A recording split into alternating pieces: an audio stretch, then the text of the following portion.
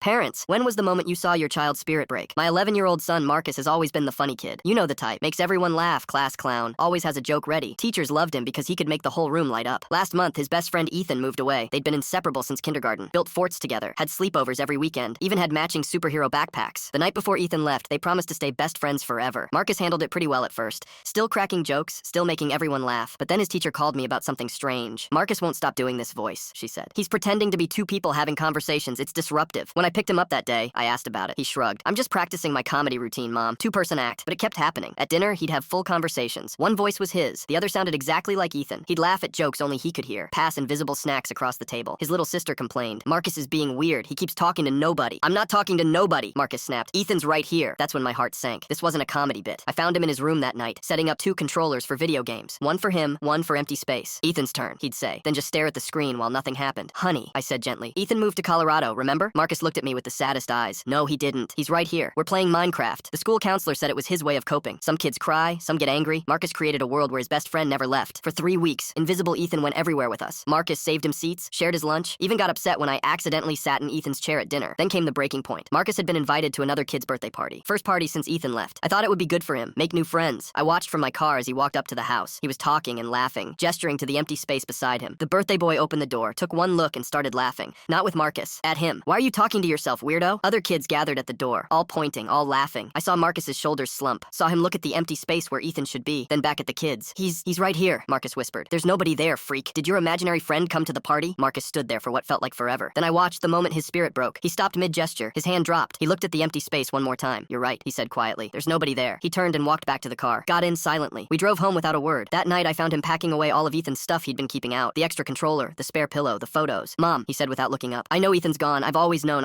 It hurt less when I pretended. We hugged and cried together. My funny boy who made everyone laugh couldn't figure out how to laugh without his best friend. The next week we started therapy. Slowly, Marcus is learning to be funny again, to make new friends. But sometimes I catch him looking at empty spaces, and I know he's remembering when those spaces weren't empty. Last night he got a video call from Ethan. Real Ethan, from Colorado. They talked for hours, laughed like old times. When it ended, Marcus smiled. A real smile. Mom, he said, it's better when he's actually there.